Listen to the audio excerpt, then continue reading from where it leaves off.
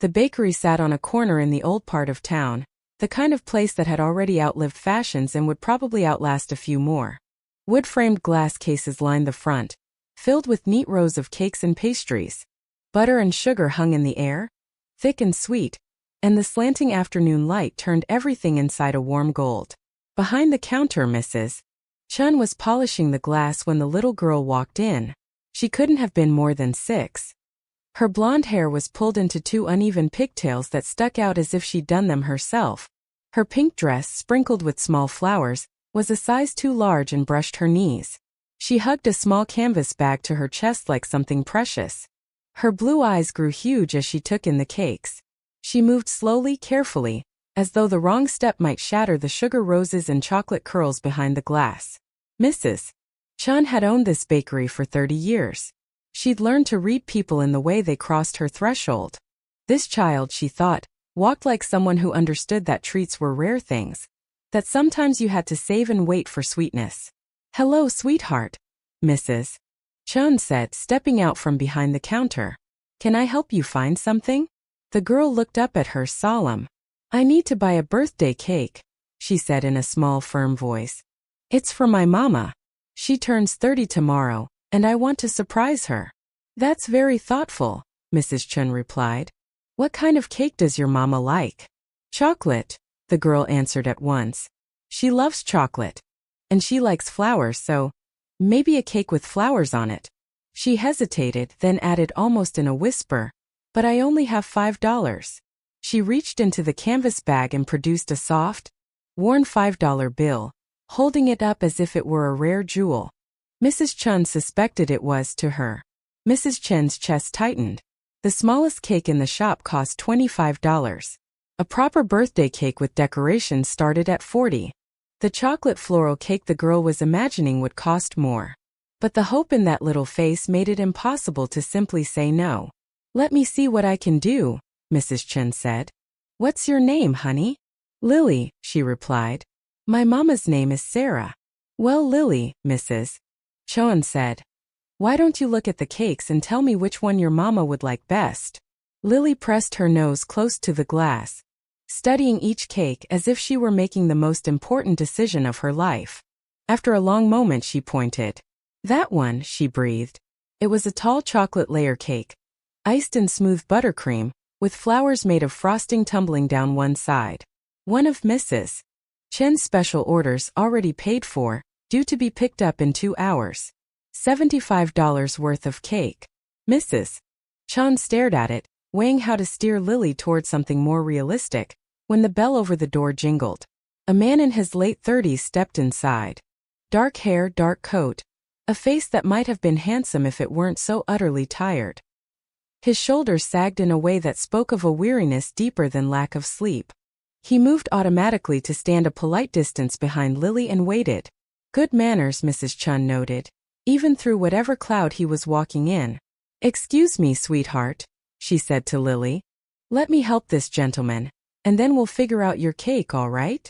But Lily was already turning. She tipped her head back to look up at the man and asked, in her clear, serious little voice, a question that made everyone in the bakery go still. "Excuse me, sir. Are you sad?" The man blinked. "I what?" "You look sad," Lily said, as if stating the color of his coat. "My mama looks like that sometimes, when she's worried about money or when she misses my daddy. Are you missing someone?" Mrs. Chun opened her mouth. "I'm so sorry, sir, children sometimes." He lifted a hand gently to stop her, his expression already changing. Some of the strain eased from his features. He crouched so he was eye to eye with Lily. "You know what?" he said softly. "I am a little sad. I am missing someone." "How did you know?" "Your eyes," Lily said simply.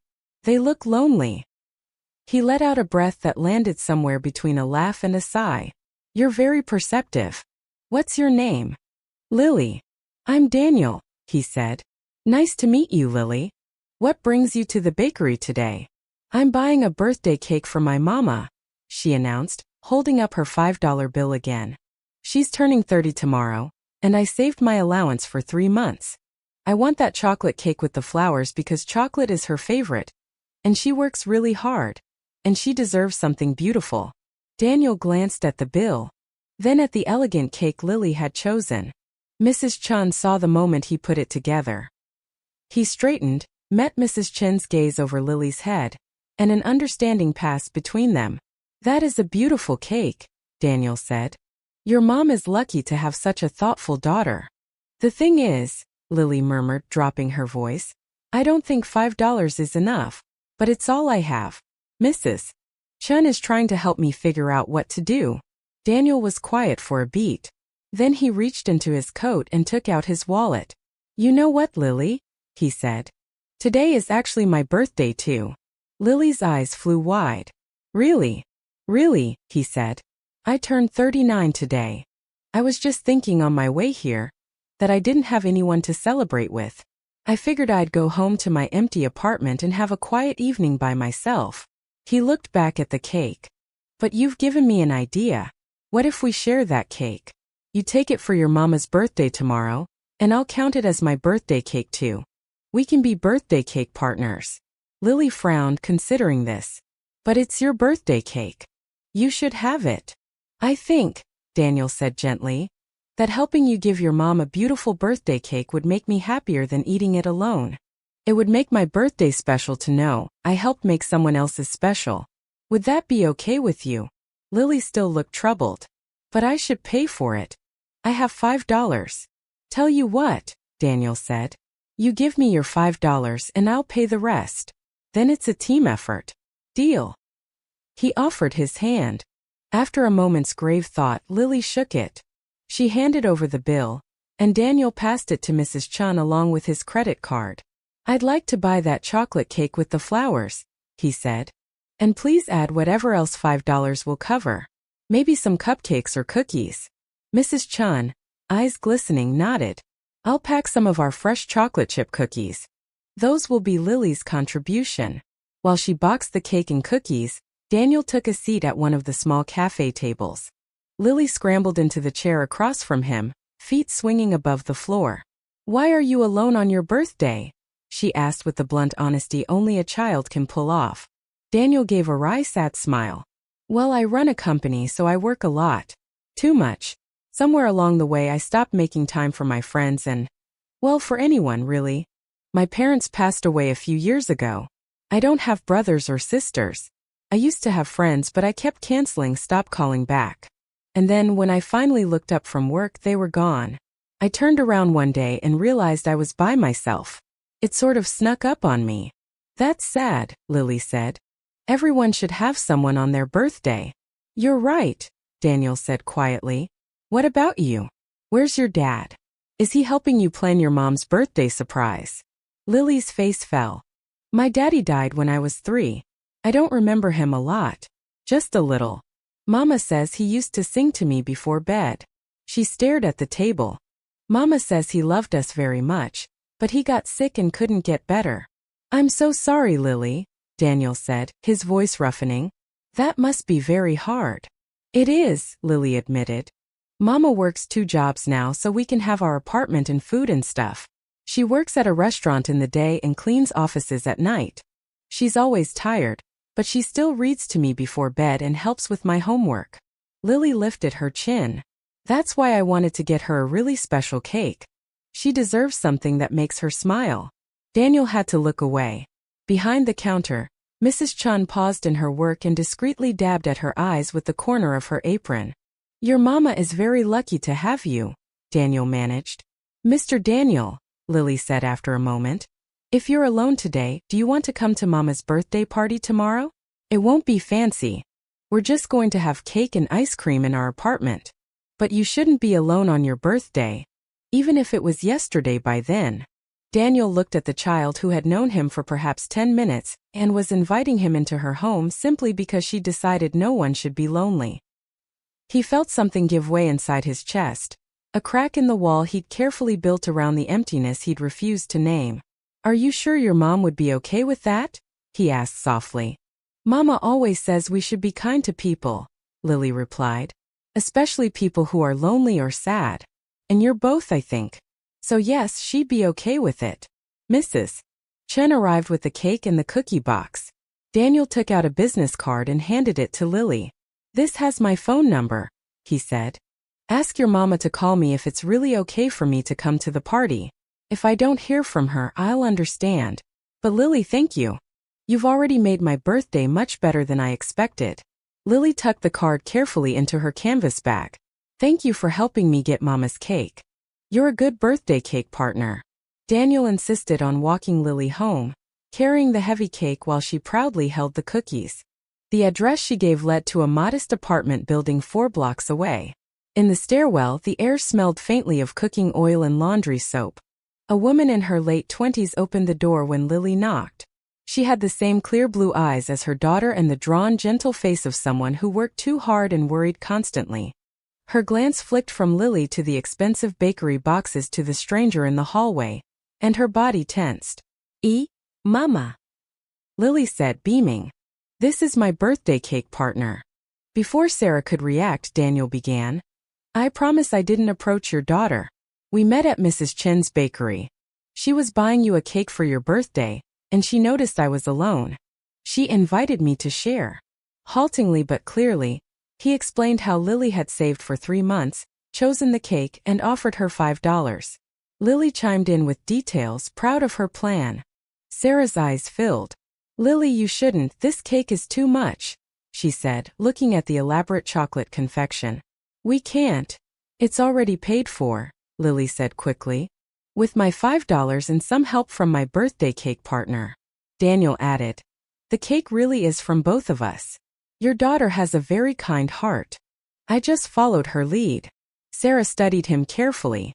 "I don't know what to say. This is incredibly generous." He held out the business card. "Lily invited me to your birthday tomorrow. I know showing up would be presumptuous. I wanted you to have my number, and to hear from me that your daughter is remarkable. She saw I was lonely and decided to do something about it. That kind of compassion doesn't appear out of nowhere. You gave that to her." Sarah glanced down at the card, read the name, and her eyes widened. "You're the CEO of Stratford Industries." Daniel nodded. "Yes. But today I'm just Daniel. Someone who met your daughter in a bakery, and remembered that people can still be kind for no other reason than that it's right." That night, after Lily had gone to bed, Sarah called. She told him how Lily hadn't stopped talking about her birthday cake partner, how proud she was of contributing $5, how much it meant to both of them that someone had helped turn that $5 into a beautiful cake. Sarah apologized for her initial suspicion. As a single mother, she said, she had to be careful. But if he truly wanted to come to the party, they would be honored to have him. The next evening, Daniel arrived at their apartment with a small bouquet of flowers for Sarah, a carefully chosen wrapped present for Lily, and a tub of ice cream to go with the cake. The party was simple, just the 3 of them in a tiny, spotless apartment. The walls were decorated with birthday banners Lily had made from construction paper and crayons. Sarah ordered a pizza with money she'd been quietly setting aside. They ate, laughed, sang happy birthday, and sliced into the chocolate cake with buttercream flowers.